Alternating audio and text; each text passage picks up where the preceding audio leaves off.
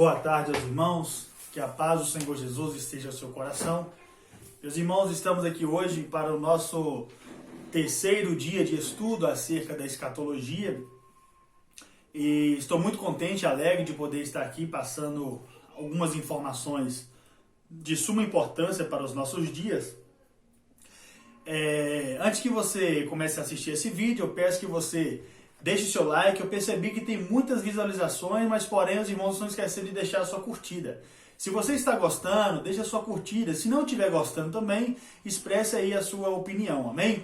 Você que não é inscrito em nosso canal, se inscreva, porque isso é muito importante para a propagação da mensagem da volta do nosso Cristo, amém? Recapitulando bem rapidamente, nós falamos na primeira aula a introdução à escatologia.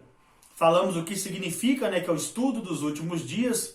Falamos aí um belo resumo acerca de todo o material que será explanado aqui em nosso canal. No segundo vídeo nós falamos os sinais que antecedem a vinda de Cristo.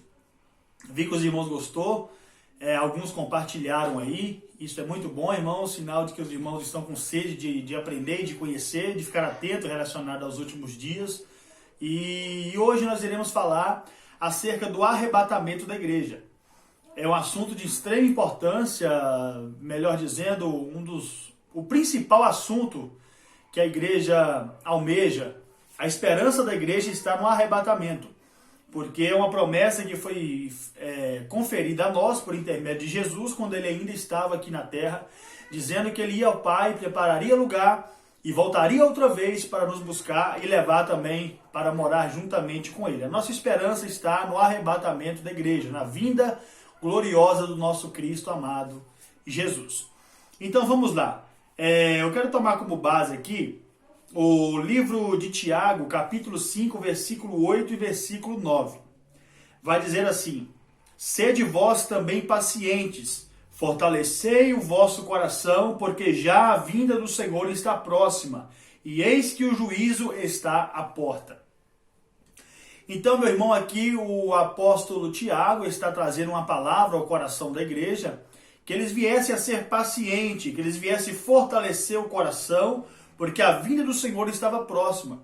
Ou seja, o apóstolo está trazendo uma mensagem de encorajamento para eles resistirem um pouquinho mais, suportar os dias ruins, a perseguição, porque ele está dizendo que a vinda de Cristo seria eminente, ou seja, estava próxima à vinda do nosso Cristo. Assim como Cristo não nos deixou aí em aberto o dia da sua vinda, a hora da sua vinda, não nos conferiu data, mas é importante nós atermos as profecias. Já foi muito bem dito aqui no vídeo anterior. Você que não viu, entre no nosso canal, Pastor Rafael Dias, e tenha acesso a esse conteúdo, amém? Os sinais são evidentes, todos os sinais estão aí, só que agora nós iremos falar acerca do arrebatamento. Só que antes de falarmos do arrebatamento, eu quero dar uma pincelada, irmãos, entenda. É bem resumido mesmo o assunto que passo para os irmãos. Se os irmãos tiverem interesse, quiser nos convidar, levar à sua igreja, nós iremos aí fazer um intensivo mesmo aí, todo o assunto, discorrer o assunto com mais detalhe, com mais tempo, porque eu também não quero deixar um vídeo muito longo, para não enfadar os irmãos. Então vamos lá, antes do arrebatamento da igreja, nós devemos ter em mente uma coisa. O apóstolo Paulo, ele vai dizer lá na carta aos Coríntios, no capítulo 15, versículo a partir do 52, ele vai falar acerca daqueles irmãos que morreram com Cristo. Ou seja, a ressurreição dos mortos, todas as pessoas salvas em Cristo, do Antigo Testamento até a presente data do arrebatamento, todos eles irão ressuscitar. Esse acontecimento vai acontecer primeiro. A ressurreição dos mortos acontece e logo em seguida o arrebatamento da igreja. Vai ser muito rápido esses eventos, mas só que a ordem é essa. Primeiro, a ressurreição dos mortos salvos em Cristo e logo após esse acontecimento, o arrebatamento da igreja.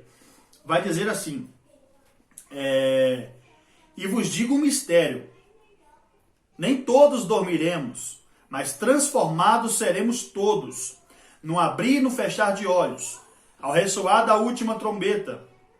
Os mortos ressuscitarão incorruptíveis e nós seremos transformados. Então perceba que a ordem é essa. Primeiro os mortos ressuscitarão incorruptíveis e nós seremos transformados. Então entenda bem, não confunda. Existem duas ressurreições na Bíblia. A primeira dela é a ressurreição dos mortos em Cristo. A outra ressurreição, ela se dará por ocasião da vinda de Cristo, onde ele vai pisar no Monte das Oliveiras. A ressurreição pré-arrebatamento, depois a ressurreição no final da grande tribulação, que vai ser a ressurreição dos mártires da grande tribulação. Serão pessoas que Jesus vai levantar naquela época para poder pregar o evangelho e vai se opor ao governo do anticristo, vão negar o anticristo, vão negar o seu governo. E a Bíblia diz que essas pessoas elas vão ressuscitar também, mas porém, assim quando Jesus pisar o pé no Monte das Oliveiras para livrar Israel das mãos do anticristo, ali acontece a segunda ressurreição dos salvos em Cristo. Só que a ressurreição que eu estou dizendo aqui, ela é antes do arrebatamento. É muito rápido esses acontecimentos. E Paulo vai dizer muito bem que os mortos ressuscitarão incorruptíveis e nós seremos transformados. Nós seremos arrebatados. Aí vai discorrer o texto. Porque é necessário que este corpo corruptível se revista da incorruptibilidade. E o corpo mortal se revista da imortalidade. Então perceba. Antes do arrebatamento da igreja, todas as pessoas que morreram em Cristo ressuscitarão. E isso vai ficar bem claro e registrado, você pode ler na sua casa com mais tempo, vai estar registrado no Evangelho de Lucas, capítulo 16, quando Jesus ele vai contar uma história acerca do estado intermediário. Como se dava aquelas pessoas que morriam, todas as pessoas que morriam na época de Jesus ou antes de Jesus, qual que era o destino dessas pessoas? Devemos ter em mente que antes de falarmos da ressurreição, nós devemos se ater ao estado intermediário. Quando uma pessoa morre hoje, para onde ela vai? Entendendo o contexto da Bíblia, de Lucas 16, nós vamos aqui compreender o que Jesus está dizendo. Jesus disse que havia o rico e havia também o Lázaro. Lázaro veio a morrer. Lázaro era o pobre, Lázaro veio a morrer. E a Bíblia diz que Lázaro ele é levado para o seio de Abraão. E por ocasião da morte do rico, a Bíblia diz que ele foi para o Hades, ou o inferno. Ele foi para um lugar de tormento. E a Bíblia vai dizer que havia uma separação entre o seio de Abraão, havia um abismo, e do lado deste abismo havia ali o Hades, ou o inferno, o estado intermediário das almas que morreram sem Jesus, desde o Antigo Testamento. Por ocasião disso, quando Jesus agora ele ressuscita dentre os mortos, a Bíblia Sagrada vai dizer que agora ele foi buscar cativo o cativeiro. Ou seja, Jesus ele pegou essas pessoas que morreram, que estavam no seio de Abraão, salvas em Cristo desde o Antigo Testamento, pessoas que eram fiéis a Deus. Jesus pegou aquelas pessoas que morreram do seio de Abraão, entenda bem, e levou para o paraíso. E é tão verdade que Jesus vai dizer isso para o ladrão da cruz, da direita. Em verdade te digo, que hoje mesmo estarás comigo no paraíso. Então, agora o estado intermediário, ele vai ter, a única alteração que vai acontecer é quando Jesus ele ressuscita dentre os mortos, ele tira, agora já não tem mais seio de Abraão, agora essas almas foram conduzidas ao paraíso. E, consequentemente, o estado intermediário agora daqueles que morreram sem Cristo permanece o mesmo, inalterado. Todas as pessoas que morreram sem Cristo ainda estão aguardando a sua ressurreição. Mas a ressurreição dos mortos sem Cristo, ela acontecerá no final do período milenial. Ou seja, depois que passar o governo milenar de Cristo na Terra, que será 1000 anos, quando encerrar o governo de Cristo, de 1000 anos na Terra, que será literário, nós iremos ter uma aula falando sobre isso também, eles serão ressuscitados, mas porém será a sua ressurreição para a vergonha e terror eterno. Porque eles irão ressuscitar, mas irão se apresentar diante do tribunal de Deus, do tribunal de Cristo, quando eles serão julgados pelas suas obras. Então entenda bem, estado intermediário, ele se deu pelo fato de ter o seio de Abraão, todas as pessoas que morreram em Cristo, do Antigo Testamento até a ressurreição de Jesus na cruz, e depois tinha o abismo que causava separação, e depois havia também ali o Hades. Entenda bem. Então aqui eu já quero descartar a hipótese ou a ideia de uma doutrina que é ensinada aí em algumas igrejas acerca do sono da alma. Que a pessoa depois que ela morre, ela está no sono profundo, está dormindo, está inconsciente. Isso é uma inverdade. Quando a Bíblia fala daqueles que dormem no Senhor, ali está se tratando acerca do sono do corpo, ou seja, o estado que o corpo se encontra. Mas a alma, meu irmão, ela não está inconsciente, está consciente, ciente de todas as coisas e também ela tem lembranças também. Baseada nisso, a Bíblia Sagrada vai dizer que agora o rico, ele vai clamar a Abraão dizendo: Pai Abraão, peço que envie alguém aqui que molhe que molhe o dedo na água e refresque a minha língua, porque estou em grande tormento. Aí Abraão vai dizer: olha, você teve coisas boas em vida, porém Lázaro não teve. E você agora está recebendo o seu ganho, você está recebendo a sua recompensa. Aí ele viu que não tinha condição de aliviar o seu sofrimento, que era literário, grave bem isso. A parábola do rico e Lázaro nunca se tratou de uma parábola. A história de rico e Lázaro nunca se tratou de uma parábola, porque nós não vemos em nenhum outro texto bíblico Jesus dando nome a personagem, como ele foi bem claro e inciso quando se referiu à história de rico e Lázaro. Aí ele viu que não tinha como ele sanar ali o seu sofrimento, de diminuir o seu sofrimento. A Bíblia Sagrada vai dizer que agora ele vai falar: olha, então eu peço a você que envie alguém para poder dar notícia aos meus familiares, para eles não virem para esse lugar de tormento. Duas coisas que eu aprendo aqui. Então, quando ele pede para Abraão aliviar o seu sofrimento, então eu percebo o quê? Que quem está no estado intermediário, ele tem sentimento, ele está sentindo dor, porque ele está no lugar literário. A alma não está na sua inconsciência, não está também no sono, né, como aqueles que dormem no Senhor. Não, entenda bem isso. O que dorme é o corpo, o que está aguardando a ressurreição dos mortos. Segundo, ele tinha lembranças, porque ele vai dizer: pede alguém que avise os meus pais para que eles não venham para esse lugar de tormento. Então perceba que agora Abraão vai dizer para ele: olha, lá já tem Moisés e os profetas. Se eles não estão ouvindo Moisés e os profetas, quem dirá os mortos? Ou seja, então aqui nós já aniquilamos mais uma teoria que é ensinada também pelo Espiritismo, pelo Kardecismo, pelo o Espiritismo de Chico Xavier, Allan Kardec, aonde eles afirmam que é possível a pessoa se reencarnar novamente. Não tem como, morreu, acabou, meu irmão.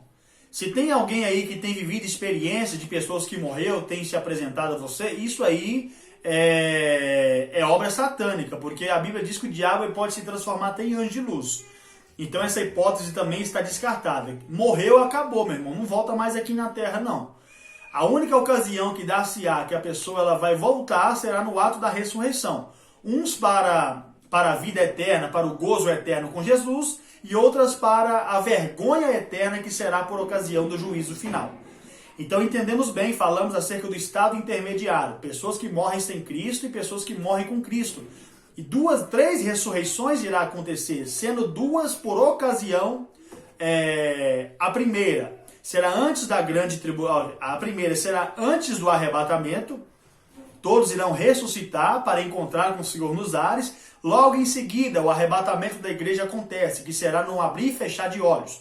E lembrando, pode ser a qualquer momento. Então, eu convido a vocês a se ater a este assunto de extrema importância para a nossa alma. Devemos estar preparados para encontrar com o Senhor nos ares.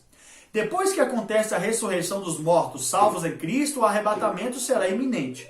E vamos ver uma passagem falando do arrebatamento, na primeira carta de Paulo aos Tessalonicenses, capítulo 4, que são os dois principais textos da Bíblia, no Novo Testamento, que vai falar acerca do arrebatamento da igreja. Capítulo 4, versículo de número 16. Portanto, o Senhor mesmo, dada a sua palavra de ordem, ouvida a voz do arcanjo e ressoada a trombeta de Deus, descerá dos céus, e os mortos em Cristo ressuscitarão primeiro. Então, reforçando o que eu disse na primeira carta de Paulo aos Coríntios, no capítulo 15, a partir do versículo 52. Perceba agora o versículo 17. A ordem é essa. Depois, nós, os vivos, os que ficarmos, seremos arrebatados juntamente com eles entre as nuvens para o encontro do Senhor nos ares. E assim estaremos para sempre com o Senhor. Louvado seja Deus. Seremos arrebatados para encontrar com o Senhor nos ares. Eu quero ler com os irmãos aqui algo que me chamou bastante a atenção acerca do arrebatamento. Então vamos lá. Primeiro, definição. A palavra arrebatamento vem do latim rapitus, que significa levado rapidamente e com força. Rápido de improviso. Na Septuaginta tem o significado de arrebatamento, ser levado embora. Paulo diz no texto que lemos, primeira carta aos Tessalonicenses, capítulo 4, versículo 17, que os crentes serão arrebatados e se encontrarão com o Senhor nos ares. Assim termina a dispensação da graça. Então a presente dispensação, que é a dispensação da graça, ela terá o fim quando Jesus arrebatar a sua igreja. Então vamos lá. Vamos para o sentido etimológico da palavra arrebatamento. No contexto da escatologia bíblica, que é o estudo das últimas coisas que nós estamos aqui aprendendo, significa tirar com rapidez e de forma inesperada. Ou seja, é algo que vai pegar todo mundo de surpresa, porque ninguém será avisado quando irá acontecer esse fato. Porém, será de uma forma inesperada. Por isso Jesus disse que nós devemos estar preparados concernente à sua volta, estejais preparados. Não é tempo de se preparar ainda, é tempo de estarmos preparados. Então você que não se preparou, o tempo de se preparar é agora. Esteja preparado, porque esse acontecimento, esse evento, ele vai acontecer e o retorno de Cristo é eminente. É tão certo como o ar que eu e você respira. Quando o Novo Testamento foi traduzido para o latim, optou-se pelo vocábulo rapitus, que originando-se do verbo raptare, comporta os seguintes significados: tirar, arrancar, tomar das mãos alguma coisa de forma violenta. Ou seja, meu irmão, vai ser rápido, vai ser rápido. Esse rápido será rápido e será tirado com força, com violência. Então a Bíblia diz que esse acontecimento ele dá-se-á num abrir e fechar de olhos. Agora nós falamos do sentido etimológico da palavra arrebatamento. Agora vamos para a definição bíblico-teológico. Então vamos lá. O arrebatamento é a retirada imprevista e repentina da igreja deste mundo, pelo poder de Deus, para que, transladada às regiões celestiais, esteja para sempre com o Senhor.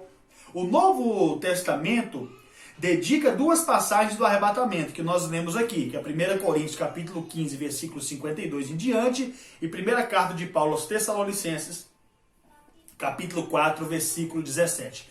Irmãos, o arrebatamento ele é tão certo como o ar que nós respiramos, e nós vemos alguns sinais registrados no Antigo Testamento. Os sinais registrados no Antigo Testamento vai ter a alusão aí primeiro. O capítulo de número 5 do livro do Gênesis, a partir do capítulo 5 do livro de Gênesis, capítulo 5, versículo 24, já vai fazer a alusão acerca do arrebatamento. Antes que Deus derramasse o dilúvio sobre a face da terra, nós já vamos ver aqui uma passagem que já estaria trazendo alusão ao arrebatamento da igreja. Antes de Deus executar o seu juízo, derramando o dilúvio sobre a raça humana, capítulo 5, versículo 24, E andou Enoque com Deus, e já não era, porque Deus o tomou para si. Então o primeiro evento do arrebatamento está registrado em Gênesis capítulo 5, versículo 24. Quando Deus arrebata Enoque, ou seja, Enoque foi arrebatado antes do dilúvio. Assim também será a igreja. Antes da grande tribulação, Jesus vai arrebatar o seu povo, que é a igreja, que somos nós. Seremos arrebatados assim também como ele arrebatou Enoque. Então, são exemplos bíblicos que nós vemos claramente aí a mão de Deus já apontando para esse grande evento que vai marcar a história da humanidade, que é o arrebatamento da igreja. Então, meu irmão, o arrebatamento ele pode acontecer a qualquer momento. A qualquer momento, e pode ser agora. Então, vamos lá. Quero aqui também ler com os irmãos o arrebatamento da igreja. É o rapto dos santos da terra, um acontecimento global e simultâneo em todo o planeta. Então perceba, uma coisa que eu acho interessante é quando o evangelista Lucas vai relatar uma fala de Jesus, que naquele dia estarão dois no campo, um será tomado, o outro será deixado. Estará dois numa cama, um será tomado e outro será deixado. Então perceba que aqui ele está fazendo duas alusões. Primeiro, que o arrebatamento ele vai acontecer simultaneamente. Ou seja, quem trabalha no campo, trabalha de dia. Quem está em uma cama é no período da noite para o descanso. Então, Lucas já está sendo aqui inciso e apresentando um fato primordial, que o arrebatamento será simultâneo. Ou seja, na mesma hora que Jesus ele arrebatar a sua igreja no Brasil, que será dia, um exemplo que estou dando, lá no Japão, Jesus também vai arrebatar a mesma igreja que somos nós. O evento será simultâneo, vai englobar os 4 cantos da terra. Quando acontecer de dia em uma região, estará acontecendo em outra, por causa do fuso horário. A diferenciação de, por exemplo, do Brasil para o Japão é de 12 horas de fuso horário. Então ele vai estar arrebatando um povo à noite e de dia ao mesmo tempo. Então vamos lá. A revelação, ou manifestação e aparição do Senhor. Substantivo grego que é epimaneia, que só aparece 6 vezes no Novo Testamento como uso exclusivo paulino, e todas as ocorrências diz respeito à vinda de Jesus desde a encarnação do Verbo. Ou seja, depois que Jesus ele ressuscitou dentre os mortos, Jesus ele não veio à Terra ainda. Esse acontecimento, essa manifestação, dar-se-á por ocasião do arrebatamento da igreja. E vai dizer, o apóstolo Paulo exorta os crentes para uma vida irrepreensível, ou seja, uma vida sem erro, uma vida justa, reta, diante do Senhor. A aparição de nosso Senhor Jesus Cristo. E o aparecimento da glória do grande Deus e nosso Senhor Jesus Cristo, vai estar lá em Tito, capítulo 2, versículo 13. O termo é também traduzido por vinda, em referência ao arrebatamento da igreja. O apóstolo o emprega ainda para se referir à segunda vinda de Cristo em glória. Conjuro-te, pois, diante de Deus e de nosso Senhor Jesus Cristo, que há de julgar os vivos e os mortos, ó glória, na sua vinda e no seu reino. Louvado seja Deus. Vinda. A palavra vinda, ela quer dizer parousia, que é o termo grego que significa vinda, chegada, presença, volta visível e real, advento, chegada de um rei. No aspecto escatológico, esse substantivo se refere tanto ao arrebatamento da igreja, como a vinda de Cristo em glória para a sua igreja. Louvado seja Deus. O arrebatamento da igreja é iminente. Existem aí, irmãos, pelo menos 2 linhas de raciocínio concernente à vinda de Cristo. Primeiro, vamos lá. Existem o pré-milenismo. O pré-milenismo é aquela linha aquela linha da escatologia que acredita que a igreja vai passar pela grande tribulação. Antes que o reino milenar de Cristo se estabeleça na terra, Jesus arrebata a sua igreja. Então entenda bem, não confunda pré-milenismo com pré-tribulacionismo, que é coisas totalmente distintas. Pré-milenismo são aquelas pessoas que acreditam que a igreja vai passar pela grande tribulação. Quando encerrar o período de 7 anos da grande tribulação, Jesus arrebata a sua igreja e estabelece o reino milenar na terra. E, pastor, tem base bíblica para isso? Irmãos, tem alguns textos da Bíblia que eles se apoiam, que o principal deles é quando Deus agora derrama as pragas na terra do Egito. Quando Deus derramou as 10 pragas na terra do Egito, eles afirmam que Deus não tirou Israel do Egito para permitir que as pragas fossem derramadas sobre o Egito. Eles afirmam que Deus preservou Israel no Egito quando as pragas estavam sendo direcionadas para o povo egípcio. Ou seja, segundo a teologia do pré-milenismo, segundo a teologia do pré-milenismo, eles afirmam o seguinte, que a igreja vai passar pela grande tribulação, porém será livrada por Deus. Ou seja, o juízo que será destinado para os homens não alcançará a igreja. Só que não tem base bíblica para isso, porque aqui está relacionado a Israel, a uma promessa feita ali por Abraão, que Deus ia livrá-los da terra do Egito e conduzi-los à terra prometida, mas não tem base bíblica no Novo Testamento para essa afirmação. Até porque a igreja é um mistério. E nós vamos entender que quando Deus permitir que a grande tribulação seja instaurada na terra, será para derramar ira sobre todos os homens da terra, em especial a Israel. No livro de Daniel, capítulo 9, versículo 27, nós vamos ver muito bem registrado isso, que a grande tribulação ela é destinada para cumprir uma profecia que Deus havia direcionado ao povo judeu. Capítulo 9 de Daniel, nós vamos ler aqui. Depois das 62 semanas será morto ungido, e já não estará, e o povo de um príncipe que há de vir destruirá a cidade e o santuário.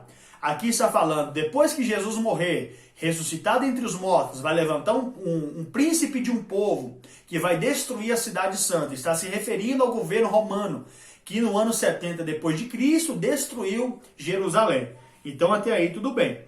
E o seu fim será um dilúvio. E até o fim haverá guerra, desolações são determinadas. Ele fará uma firme aliança com muitos por uma semana. Na metade da semana fará cessar o sacrifício e a oferta de manjares. Aqui já está falando do período da grande tribulação. Serão 7 anos divididos em 2 etapas. A primeira parte é a falsa paz, que serão 3 anos e meio, e logo depois a outra face do anticristo. Isso aí é uma outra história que nós iremos falar mais para frente. Mas eu quero me ater aqui para o que está dizendo aqui a palavra do Senhor. Vamos lá. Tudo isso que está aqui escrito é para o quê? No versículo 24. 70 semanas estão determinadas sobre o teu povo, sobre a tua cidade, para fazer cessar a transgressão e para dar fim aos pecados, para expiar a iniquidade, para fazer justiça eterna e para selar a visão e a profecia e para ungir o santo do santo. As 70 semanas, meu irmão, já cumpriu 69 semanas. Lembra que eu disse, quando Jesus morre na cruz do Calvário, o relógio das 70 semanas, ele é paralisado nas 69 semanas. A última semana que falta cumprir, ela vai dar prosseguimento quando a igreja for arrebatada. A igreja foi arrebatada, o relógio das 70 semanas volta a andar. E para cumprir aqui o que a Bíblia está dizendo, está destinada sobre a sua cidade e sobre o teu povo. Aqui Deus está trazendo uma palavra para Daniel, que era judeu, dizendo que as 70 semanas era destinada para Israel. Então, existem 2 linhas de pensamento, que é aquela que acredita que a igreja passará pela grande tribulação, será arrebatada no final, antes do milênio, e existe outra linha também, que é o mid-tribulacionismo. O mid-tribulacionismo é aquela linha que acredita que na metade da grande tribulação, ou seja, nos 3 anos e meio do período de 7 anos, a igreja será arrebatada. A igreja será arrebatada na metade da grande tribulação, é o mid-tribulacionismo. Mas nós somos pré-tribulacionistas, nós acreditamos que a igreja será arrebatada antes da grande tribulação. Deus não nos destinou para a ira, meu irmão, mas para a aquisição da salvação. E temos algumas passagens bíblicas que vai nos reforçar. No livro de Isaías, a Bíblia vai dizer o seguinte: ó noiva minha, entra nos teus aposentos, fecha a porta do teu quarto, até que eu derrame a minha ira sobre a face da terra. Então perceba que Isaías está dizendo a profecia que Deus iria nos proteger, iria nos levar para si, porque ele ia derramar a sua ira sobre a face da terra. Então Deus ele vai cumprir as suas palavras e uma delas é arrebatar a sua igreja. Quando a igreja for arrebatada, já é a última parte do nosso vídeo, para não ficar muito extenso, vai acontecer a bodas do Cordeiro, que é o tribunal de Cristo e a bodas do Cordeiro. Vamos lá. A igreja foi arrebatada. O que vai acontecer quando a grande tribulação estiver na terra? Enquanto a grande tribulação acontece na terra, no céu, os santos estarão recebendo a recompensa por aquilo que cada um fez em vida pela causa do Evangelho. Vai estar registrada na primeira carta aos Coríntios, capítulo 3, versículo 12 ao 15, que é o tribunal de Cristo, que é diferente do tribunal do juízo final de Apocalipse 20. Não é esse. Esse é o tribunal de Cristo para galardão das obras. No original do grego vai dizer que é o bema, ou seja, o tribunal para a recompensa das obras. Vai passar obras de pedras preciosas, obras de ouro, obras de prata, obras de feno, obras de madeira. Ou seja, então tudo que você fez em vida, você será recompensado pelo Senhor, conhecido como galardão das obras. Então a igreja foi arrebatada automaticamente. Vamos passar pelo tribunal de Cristo para galardão das obras. Passou-se o galardão das obras, aí agora vai dizer o seguinte. Então vamos aqui reforçar. O tribunal de Cristo é a premiação dos salvos. Não se trata de um julgamento para salvação ou condenação. Aqui não estará em jogo a sua salvação. Você já estará salvo em Cristo, porque você participou do arrebatamento da igreja. Todos os presentes salvos em Jesus, visto que a salvação é pela graça, aqui se trata mais de uma bênção aos salvos. Em seguida, virá a festa das bodas do Cordeiro. Apocalipse capítulo 10, versículo 9. O grande banquete que celebrará a união de Cristo com a sua igreja. Então vamos ler aqui, livro de Apocalipse, capítulo 10, versículo 9. Que é o casamento, vamos dizer assim, o casamento de Cristo com a sua igreja, a bodas do Cordeiro. Capítulo de número 10, versículo 9. Fui, pois, ao anjo, dizendo-lhe que capítulo de número 10, versículo 9. Fui, pois, ao anjo, dizendo-lhe que me desse o livrinho. Ele então me falou, toma-o e devora-o. Certamente lhe será amargo ao teu estômago, mas a tua boca doce como o mel. Louvado seja o nome do Senhor. Nós iremos celebrar com Cristo o casamento da igreja com nosso Senhor. Se dará por ocasião, primeiro, do arrebatamento. Depois do arrebatamento, acontecerá o tribunal de Cristo, que é para galardão das obras, e logo em seguida acontecerá aí um dos fatos mais esperados por nós, que é a celebração do grande banquete. O arrebatamento, a grande tribulação, a vinda em glória são eventos da segunda vinda de Cristo. Então, meu irmão, hoje nós falamos acerca do arrebatamento da igreja, estado intermediário, ressurreição dos mortos e tribunal de Cristo para galardão das obras. Então hoje esse é o nosso vídeo de hoje. Peço você que deixe o seu like, deixe o seu comentário, assine os sininhos de notificações e se inscreva em nosso canal. E por favor, compartilhe esse vídeo com o máximo de pessoas que você puder. Amém? Amanhã nós estaremos retornando e iremos falar